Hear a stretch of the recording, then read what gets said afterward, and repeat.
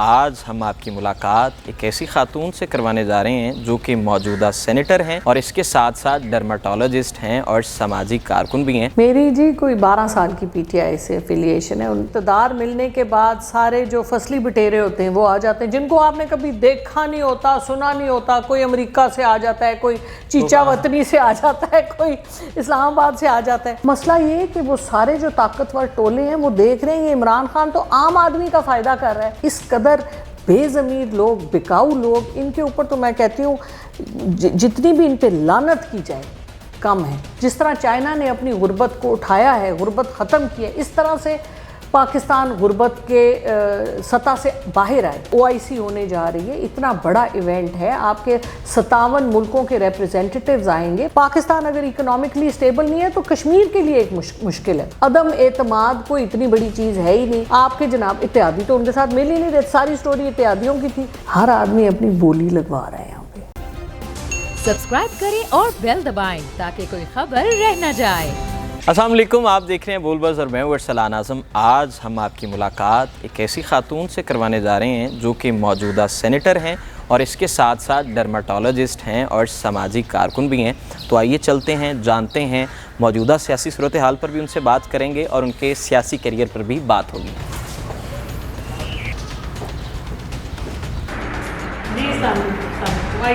Doctor صاحبہ، Saint میں جو اسٹیٹ بینک کا ترمیمی بل منظور ہو رہا تھا اور ویل چیئر پہ خاتون انٹری مارتی ہیں، یہ کیا کوئی پی ٹی آئی سے محبت تھی، اپنے عہدے سے محبت تھی، یہ کیا تھا؟ جی نہیں، اصلی مسئلہ یہ تھا کہ وہ جو ووٹ تھا وہ بڑا امپورٹنٹ تھا۔ 28 جنوری کو جو ووٹ تھا، کیونکہ وہ منی بل تھا اور اس کی وہ اسٹیٹ بینک کا، تو ان دنوں میں مجھے اس سے کوئی 20 دن پہلے مجھے کووڈ ہوا تھا۔ میں کووڈ نیگیٹو ہو گئی۔ اس کے بعد میں کیونکہ کبھی بیمار ہوتی نہیں ہوں تو میں نے کہا کہ ٹھیک ہے اب نارمل ڈیوٹیوں پہ چلے جاؤ واپس۔ بالکل۔ تو میں چلی گئی واپس اسلام آباد۔ 3-4 دن میں نے صبح شام وہ کام کیے جو میں کرتی ہوں وہاں جا کے، یہ میٹنگ وہ میٹنگ، یہ جو اس سے وہ ایکچولی کووڈ کے بعد سیریسلی اس کو لینا تھا، میں نے اس کو سیریسلی لیا نہیں، تو پھر میں کلیپس کر گئی اور پھر آکسیجن لگا اور پھر وہ جس دن وہ ووٹ تھا اس دن انفارچونیٹلی پہنچنا تھا۔ پرائم منسٹر صاحب کا بھی میسیج پہ میسیج اور پھر فون کالز، تو پھر میں نے کہا بھائی اب تو جانا ہے، پھر آکسیجن ٹینک کے ساتھ ہی جانا ہے تو جانا ہے۔ تو اچھا ڈاکٹر صاحبہ، پی ٹی آئی سے کتنی پرانی افیلیشن ہے اور کہا یہ جاتا ہے کہ پرانے ورکرز کی واپسی ہو رہی ہے، تو اس حوالے سے کیا کہیں گے؟ میری جی کوئی 12 سال کی پی ٹی آئی سے افیلیشن ہے۔ 2010 میں دبئی سے واپس آئی تھی پاکستان، جولائی میں، تو اکتوبر میں نے جوائن کیا تھا۔ اور پرانے لوگوں کو بالکل آنا چاہیے۔ دیکھیے جو آپ کے ڈائی ہارڈ ورکرز ہوتے ہیں، اب جب بھی مشکل کا وقت آتا ہے تو ساتھ وہی کھڑے ہوتے ہیں، بالکل۔ جب اقتدار مل جاتا ہے تو اقتدار ملنے کے بعد سارے جو فصلی بٹیرے ہوتے ہیں وہ آ جاتے ہیں جن کو آپ نے کبھی دیکھا نہیں ہوتا، سنا نہیں ہوتا۔ کوئی امریکہ سے آ جاتا ہے، کوئی چیچا وطنی سے آ جاتا ہے، کوئی اسلام آباد سے آ جاتا ہے، اور زیادہ تر وہ لوگ ہوتے ہیں جن کو یہ سارے کام بہت اچھی طرح آتے ہیں۔ اقتدار کے ایوانوں میں کس طرح سے ایک، اور وہ ان کے ٹولے ہوتے ہیں، پھر وہ ٹولہ جو ہے اپنے ذاتی مفادات کو لے کے چلتا ہے، اور جو ان کے کام ہوتے ہیں وہ ہم سب بھی جانتے ہیں اس میں اور یہ ہر حکومت کے ساتھ ہوتا ہے۔ اچھا، موجودہ صورتحال کا اگر ذکر کیا جائے تو نوٹوں کی گڈیاں اور بولیاں اور پتہ نہیں لوگوں کو میدانوں میں تولا جا رہا ہے، اس حوالے سے آپ کیا رائے رکھتی ہیں کہ ندیم افضل چند صاحب کی واپسی ہوئی اور یہ جو 14 سے 15 ایگزیکٹ جو اراکین ہیں، منحرف اراکین ہیں، ان کے حوالے سے کیا کہنا چاہیں؟ میرا خیال ہے جی ندیم افضل چند صاحب تو ایک بڑے عزت دار آدمی ہیں، ان کو وہ اس کیٹیگری میں نہیں جاتے، وہ پی ٹی آئی میں سیٹل نہیں ہوئے، شاید اس وجہ سے وہ واپس گئے۔ لیکن یہ جو ہمارے ارکان یا کوئی اور ارکان جو پیسے لے کے، جن کا کوئی زندگی میں نظریہ نہیں ہے اور ان کو اس بات کا احساس نہیں ہے کہ ان کی ان کاموں کی وجہ سے پورے ملک کے اوپر کتنا بڑا، دیکھیے کوئی رشوت لیتا ہے، ہمیں پتہ ہے بہت سے لوگ رشوت لیتے ہیں، بری بات ہے، لیکن اس کے پیچھے جو اصل مسئلہ ہے وہ یہ ہے کہ ہماری اخلاقیات اس قدر گر چکی ہیں، بے ضمیر، یعنی ہمیں نہیں، دیکھیے کہنا آسان ہے، اس کے بارے میں آپ سوچیں کہ کیا آپ کے جب بچے ہوں گے تو آپ چاہیں گے کہ آپ کے بچوں کی کوئی اخلاقیات نہ ہوں؟ کہ آپ کتابوں میں تو پڑھے سچ بولنا ہے لیکن پریکٹیکلی باپ بھی جھوٹ بول رہا اور وہ بچہ.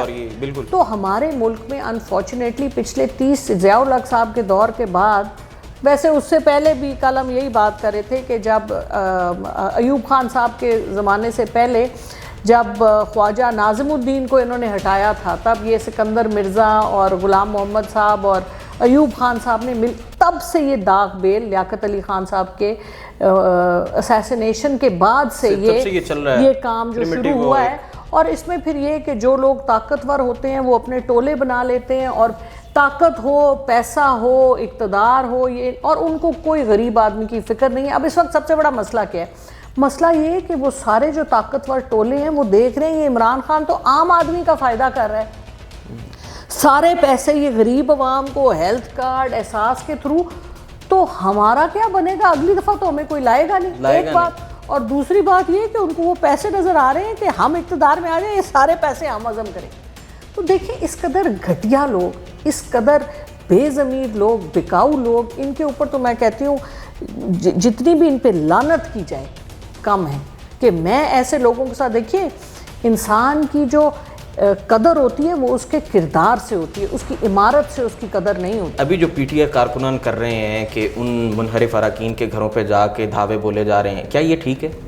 دیکھیں جی ان کے دل کی بات سنیں. یہ لوگ، ان میں سے چند لوگ جن کو میں جانتی ہوں جی، ہمارے ساتھ، میں پریزیڈنٹ لاہور ہوتی تھی، میرے سامنے ان میں سے کچھ لوگ آئے، ٹھیک ہے جی. تو جب آپ وہ دیکھتے ہیں ان کے وہ طرح طرح کے ان کے بہروپیے چہرے، جھوٹ بولتے ہیں، ہر قسم کا غلط کام کرنے کو تیار ہوتے ہیں کہ ہمارا نام لسٹ پہ آ جائے، ہمیں ٹکٹ مل جائے. ہم نے تو دیکھا ہے نا یہ، تو ظاہر ہے آپ کو ان لوگوں پہ غصہ نہیں آئے گا. عمران خان کے پیچھے لوگ کیوں آئے؟ وہ لوگ آئے جو پڑھتے لکھتے ہیں، جو سوچتے، اور اس میں پڑھے لکھے ہونے کی کوئی بات نہیں. سائیکل والے کو بھی پتہ ہے، ریڑھی والے کو بھی پتہ ہے، شہری لوگوں کو زیادہ پتہ ہے. اب تو رورل عوام کو بھی پتہ ہے، کیونکہ آپ نے کسانوں کو 11,000 ارب دیے، کسانوں کو بھی پتہ ہے. آپ لونز دے رہے ہیں غریب فیملیز کو، آپ سکل ڈیولپمنٹ کر رہے ہیں. آپ عمران خان صاحب چاہتے ہیں کہ ہماری، جس طرح چائنا نے اپنی غربت کو اٹھایا ہے، غربت ختم کی ہے، اس طرح سے پاکستان غربت کے سطح سے باہر آئے اور ڈیولپمنٹ کر رہے ہیں، ڈیمز بنا رہے ہیں، سڑکیں بنا رہے ہیں، سنگل نیشنل کریکولم. تو ان کو تو اپنی موت نظر آ رہی ہے، صرف ایک دفعہ نہیں، ان کو تو اپنی جو ہمارا ٹولے ہیں، مستقبل جو ہے وہ ان کو تو نظر آ رہے. دیکھیں نا اب داؤ پہ لگتا ہوا زرداری صاحب کو بلاول کو لانا چاہتے ہیں، نواز شریف صاحب مریم کو لانا چاہتے ہیں، اپنے مولانا فضل الرحمان بیٹے کو لے آئے ہیں نیشنل اسمبلی میں. تو اب ان لوگوں کو تو موت نظر آ رہی ہے، کیونکہ ان کا تو یہ تو ان کا طریقہ ہے ہی نہیں. فیوچر پالیٹکس کو لے کر ابھی وہ تگ و دو کر رہے ہیں کہ ہمارا ایک یہ کہ انٹرنیشنل بھی فورسز ہوتی ہیں، ظاہر ہے، کیونکہ دیکھیے پاکستان میں اب OIC ہونے جا رہی ہے، اتنا بڑا ایونٹ ہے، آپ کے 57 ملکوں کے ریپریزنٹیٹیوز آئیں گے. پاکستان کو 15 سال کے بعد اتنی عزت مل رہی ہے. مطلب آپ یہ کہنا چاہ رہی ہیں کہ انٹرنیشنل قوتیں ہیں وہ یہ سب کچھ کروا رہی ہیں سارے معاملات؟ نہیں، انٹرنیشنل قوتیں نہیں کروا رہی، کرنے والے ہمارے لوگ ہیں. دیکھیں جب میں کوئی کام کرنے یہ جو پیسے کی ریل پہ ہو رہی ہے، ابھی آپ دیکھیں نا کشمیر کے لوگ، میں خود کشمیری ہوں، کشمیر کے لوگ روز دیکھتے ہیں ٹی وی پہ پاکستان میں کیا ہو رہا ہے. وہ دیکھتے ہیں اگر پاکستان میں کوئی ایک مسئلہ آتا ہے تو ان کا کاز ڈیفیٹ ہوتا ہے.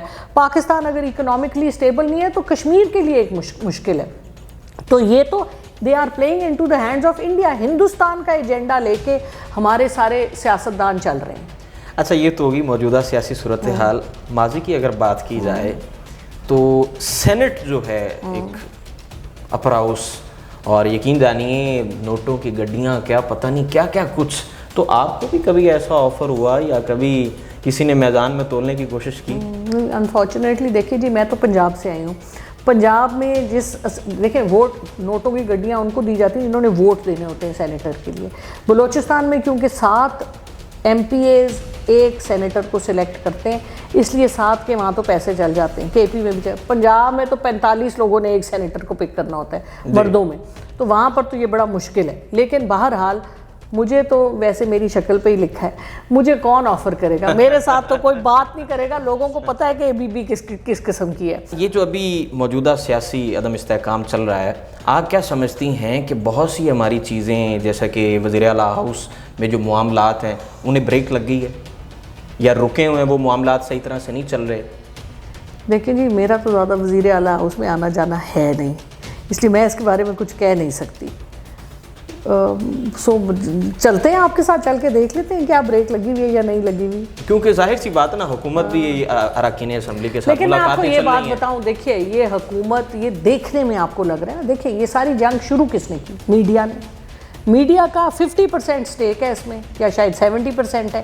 میڈیا اور سیاستدانوں کی ملی بھتی، وہ جو 4-5 سیاستدان ہیں جن کی موروثی سیاست سٹیک پہ لگی ہوئی ہے، انہوں نے یہ کیا ہے سارا ڈرامہ. اور پھر اس کے بیچ میں پسے پشت بھی لوگ ہوتے ہیں، لیکن مین بینیفیشریز اس وقت افسوس کے ساتھ اور معذرت کے ساتھ میڈیا اور یہ 2-4 سیاستدان ہیں. مطلب میڈیا اور سیاسیوں کا مفادات مشترکہ چل رہا ہے. Of course. اور وہ جس طرح سے بریکنگ نیوز چلتی ہے، جس طرح سے آپ دیکھیے نا، کوئی بات ہی نہیں ہے. عدم اعتماد کوئی اتنی بڑی چیز ہے ہی نہیں. آپ کے جناب اتحادی تو ان کے ساتھ مل ہی نہیں رہے، ساری سٹوری اتحادیوں کی تھی. یعنی زرداری صاحب کو اٹھا کے بندے بند کرنے پڑے. اگر اتنے ہی لوگ ان کی سائڈ پہ تھے تو بندے بند کرنے کی ان کو کیا ضرورت تھی؟ کروڑوں روپے انہوں نے دیے، یہ بھی نہیں پتا کہ کروڑوں دیے کہ اربوں دیے، کیا چکر تھا. مسائل تو ان کے لیے، اور حکومت آپ کو پتہ ہے بڑی پاورفل ہوتی ہے. اگر ہم ان کی طرح کے ہوں تو ہم نے تو ان سب کو ابھی تک جیل میں کر کے ان کو چھتر بھی لگائے ہوتے 10. لیکن عمران خان صاحب ایک مہذب طریقے سے چلتے ہیں اور وہ چاہتے ہیں کہ جو کام وہ کریں اس کی ایک مثال بنے.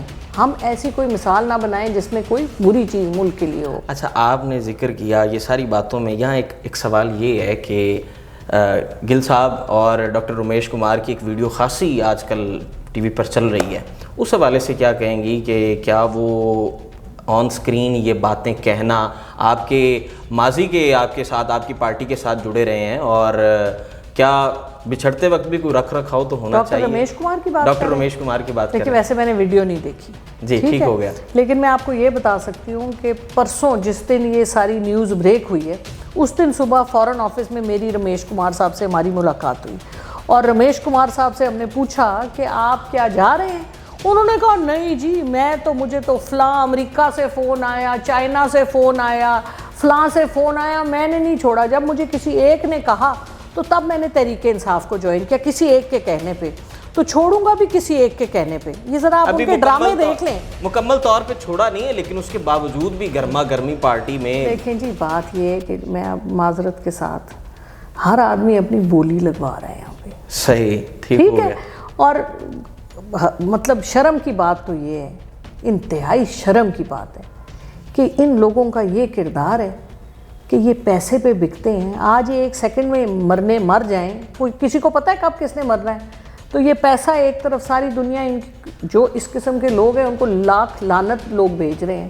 تو کیا میں مرنا چاہوں گی کہ میں مروں، میرے پاس 1 ارب روپیہ ہو لیکن میں مروں، لوگ ساری مجھے بری باتیں کہیں کہ یہ تو لعنتی تھا اور یہ تو چور تھا اور بے ضمیر تھا اور بکاؤ تھا، اپنے ضمیر کا مجرم تھا. جو عزت دار لوگ ہوتے ہیں ان کی زندگی کی سب سے بڑی کمائی ان کی عزت ہوتی ہے. تو لیکن ایک دفعہ جن کی عزت چلی جائے ان کی پھر کبھی عزت واپس نہیں آتی، وہ پھر بیچتے ہی رہتے ہیں. پھر وہ اسی طرح کبھی اس بازار میں بکتے ہیں، کبھی اس بازار میں بکتے ہیں. بس ان کی یہی حقیقت ہے. صرف شرم ہمیں اس بات پہ آتی ہے کہ یہ ہمارے ملک کے لوگ ہیں اور ان کو ہم نے پچھلی 4 دہائیوں سے پال کے اپنے سر پہ بٹھایا ہوا ہے. تو جن لوگوں نے ان کو پالا اور جن لوگوں نے ان کو تقویت دی، ان کے اوپر بھی ہماری. ڈاکٹر صاحبہ بہت شکریہ جی. اینڈ آخر میں اختتام میں ڈاکٹر صاحبہ نے بڑے اچھے الفاظ کہے ہیں کہ کبھی اس بازار میں بک رہے ہیں، کبھی اس بازار میں بک رہے ہیں. تو ان کا مستقبل کیا ہوگا یہ تو آنے والا وقت ہی بتائے گا. اپنے میزبان ارسلان اعظم کو اجازت دیجیے. اللہ نے